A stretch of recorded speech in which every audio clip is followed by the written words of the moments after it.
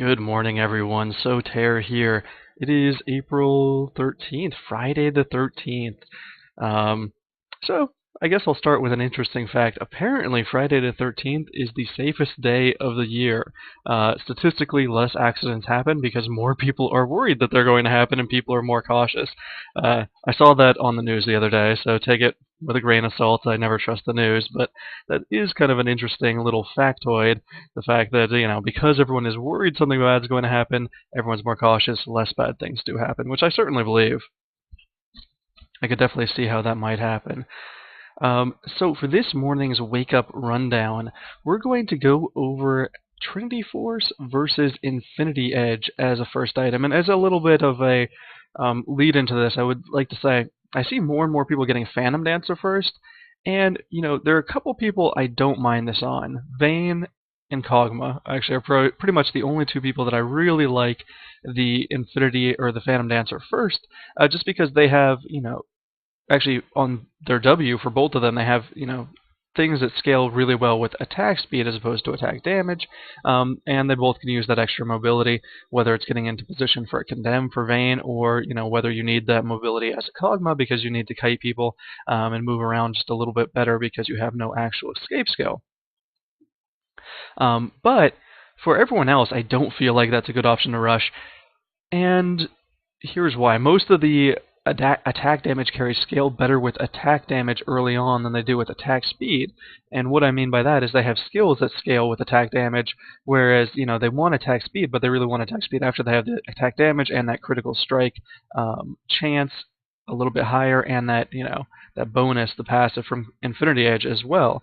It really, kind of all multiplicatively stacks with that attack speed, but you generally want to go with the other skills first. For example, I saw a Graves in my game last night, and he ran Phantom Dancer first, and this is a high elo game, and I was just like, oh, that doesn't really make sense to me. I understand actually it probably does, work pretty well with his E, make sure his, quick draw is up more often, because, every time he attacks, the cooldown goes down. But that being said, the really great advantage to Graves is early game, he just does a ton of burst damage. Like at level 6, especially if you can get a BF sword around that time, he can just burst people from 100 to 0, just get a stun from his support or a knock-up or whatever from his support, and just 100 to 0 enemy players, and that happens a lot. So I really like going attack damage first on him, and most AD carries. So I'm not really going to discuss Phantom Dancer as like a serious item choice, but I mean there are reasons you would do it. M5 frequently runs wriggles into Phantom Dancer, and that they did on attack damage Kennen and on Kog'Maw. So I can see why you would do it on them, but I'm still not like the biggest fan of that route, except on Kog'Maw, where it does seem like you can get away with it because he just has a ton of base damage and can really out-trade people. And then the mobility really helps him out since he doesn't have a natural escape skill. But in all throughout Season 1, I played Corki a lot, and I always built Infinity Edge, and back in that time, Freak would always say you have to build Infinity Edge on every attack damage carry, because it's so good. And actually, the cost has been reduced since back then, so it's better, for the amount of gold you pay for it. And back then, he would make fun of all the people going Trinity Force on Corki, even though that was a standard build. It was actually generally Manamune to Trinity Force. Okay, so that's kind of like the background. But then Season 2 comes around, Freak releases a new champion spotlight for Corki. And what does he have him using as an item? Nothing less than Trinity Force. And we actually saw this in, I forget where it was. It was in a European tournament, and Corki was being run by a European team. And we saw them rush Trinity Force, and everyone was just like, what? Trinity Force into Bloodthirster? Whereas previously everyone picked Manamune for him first, and then maybe Trinity Force or going into that Infinity Edge. But they're like, oh, well, we're going to forego that and also give Corki all our blues. So it really worked out well for Corki, but now, people have realized, oh, well, actually, we don't really need the Manamune. For both Corki and Urgot, that item's kind of being skipped, just because it kind of sets you back quite a bit, because it only is giving you that attack damage and mana, and people just figure, okay, be a little more conservative with your mana, and you'll be more effective in fights. But that kind of narrows us down to what are the first two items we want to buy, or the first, item, big ticket item we want to buy on a Corki, for example. And this also kind of holds true for Ezreal as well.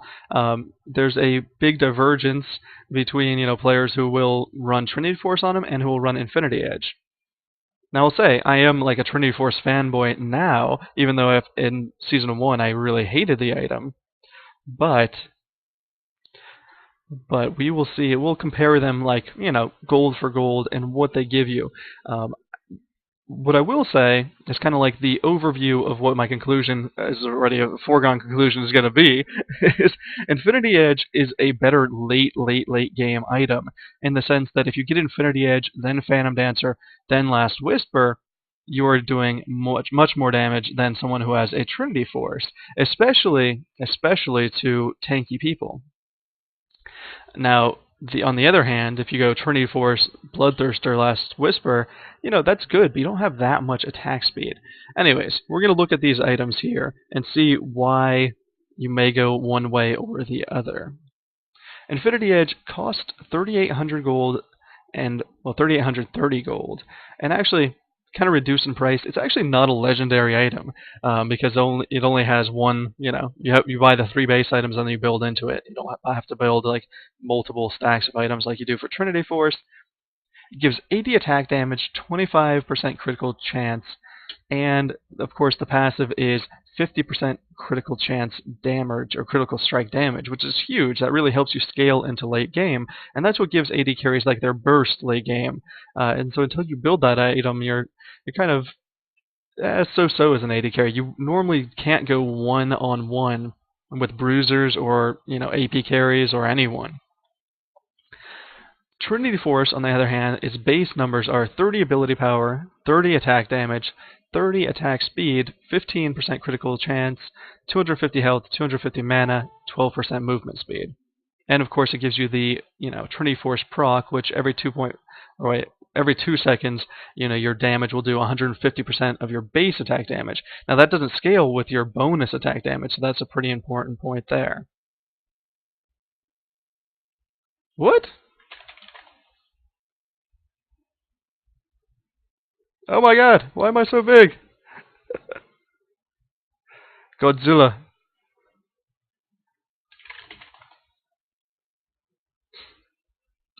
Okay, so I'm smaller now. So that is that. Okay, going back to the items. So what we see here is you get 30 ability power, you get 50 less attack damage, but you do get 30% attack speed, 15% critical chance with Trinity Force, which is 10% less critical chance than the Infinity Edge, 250 health, 250 mana, and movement speed. And you have a chance to slow people, and of course you get that Trinity Force proc. Now you don't have the passive unique from Infinity Edge, but what I see here is Trinity Force does cost a little bit more gold. It costs 4,070, so it costs about 180 more gold. 190, something around there. Around 200 more gold. Actually, it costs 240 more gold. Okay, there we go. Math is too strong. Math way too strong. But it's just a more well-rounded item.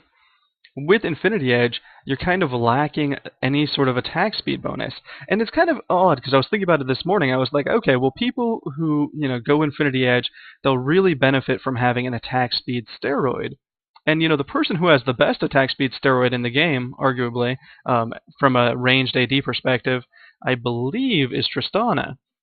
But Tristana is also the person who falls off the most mid-game, according to, common perception. So I was kind of thinking about that. I was like, wow, well, really you need, attack speed and critical strike to really make that Infinity Edge worthwhile. And Tristana should actually be the best once she gets that item, just because she does have that really good, attack speed steroid and has a really long range. But regardless, the perception, that has been there forever is that she falls off in middle game. But it seems like other champions should fall off more in mid-game. For example, an Ashe, a Caitlyn, who don't actually have attack speed steroids. That being said, the same kind of stigma isn't related to them. Now, in the past, like in the kind of distant past, green potions were significantly more effective.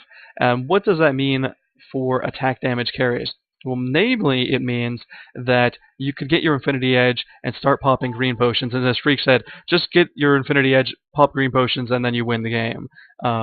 Which was true because it gave a lot more attack speed and I believe more critical strike back then. Of course, the cost was a little bit higher, but it was certainly worthwhile to have that green potion anytime you went into a fight. But nowadays, because you know the green potions aren't quite as effective, you actually need to build more attack speed. And I feel like Infinity Edge is like good on its own, but you don't actually start doing like significant amounts of damage via your auto attacks until you get your Zeal, which of course gives you more attack speed and critical strike. And then, of course, as you get your Phantom Dancer, you do even more damage.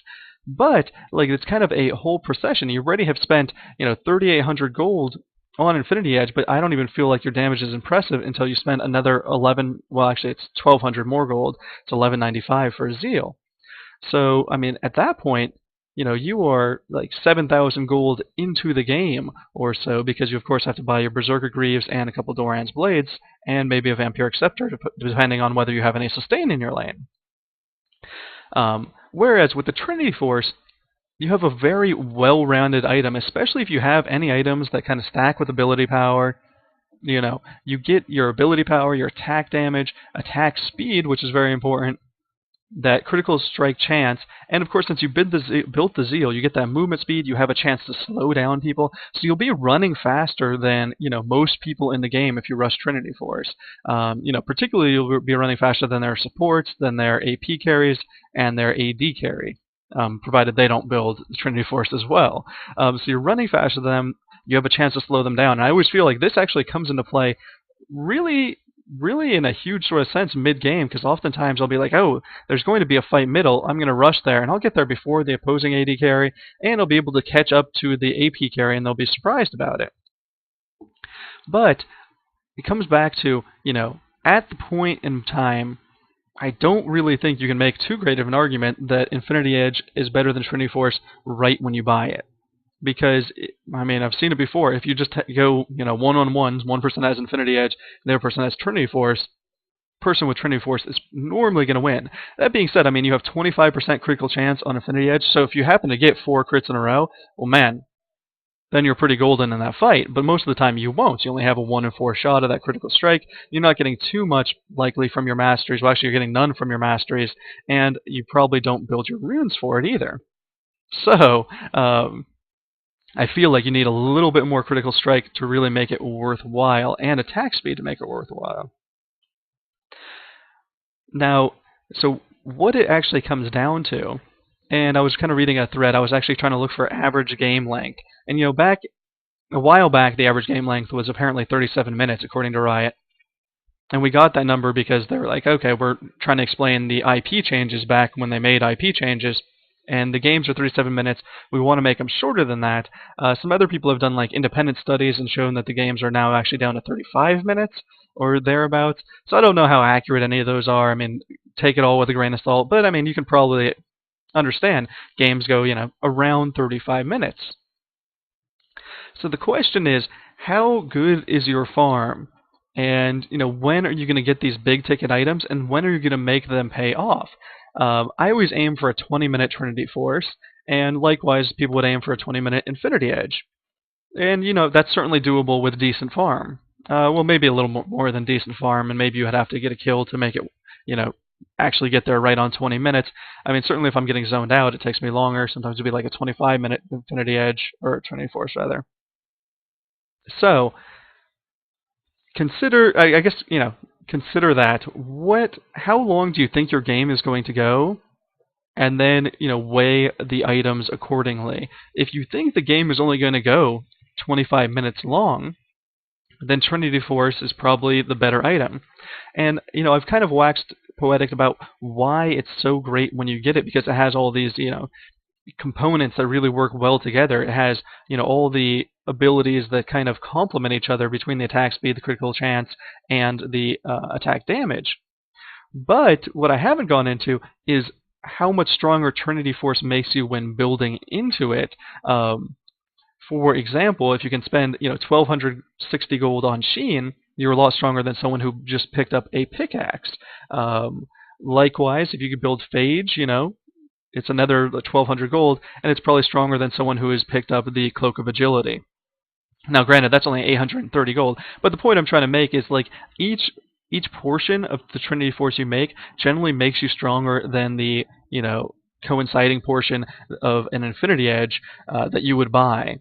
So if you go into lane with like an extra Doran's Blade and a Sheen, you're probably a little bit better off than a BF Sword, although that's a little bit more that's a little bit closer.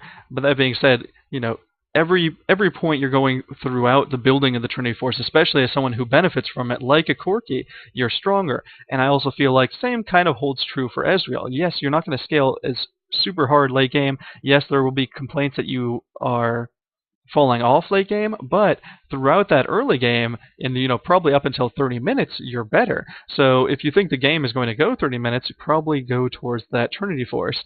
And there was a post pretty recently about why is Ezreal so popular in China, and the only argument that I saw that made sense was, oh, well, games don't last quite as long there. They have like 20-minute games all the time, 25-minute games, and they're just hyper aggressive early on. And of course, Ezreal's a really good early game attack damage carry, and he can frequently build Trinity Force, be really good at poking. And I guess if you can finish the game before the opposing AD carry builds Infinity Edge, builds Phantom Dancer, then you win. You're doing more damage all throughout those team fights. So that's kind of my theory on it. I think probably at that 35-minute mark is kind of when the tide changes, because that's probably when you get your Phantom Dancer and maybe your extra pickaxe, and so then the traditional attack damage carry build of Infinity Edge, Phantom Dancer, Last Whisper probably outshines Trinity Force into Bloodthirst or whatever else you're going to go. But it does take a long time to get to that point. I think if you are building Trinity Force, you just have to recognize, hey, we have an advantage now. We want to fight here. And I often tell my team, oh, I just picked up Trinity Force, let's force a fight. And now it doesn't always work out well. We don't always win those fights, but hypothetically, you should be doing more damage than the attack damage counterpart if they only have an Infinity Edge, or alternatively, if they haven't even built that yet.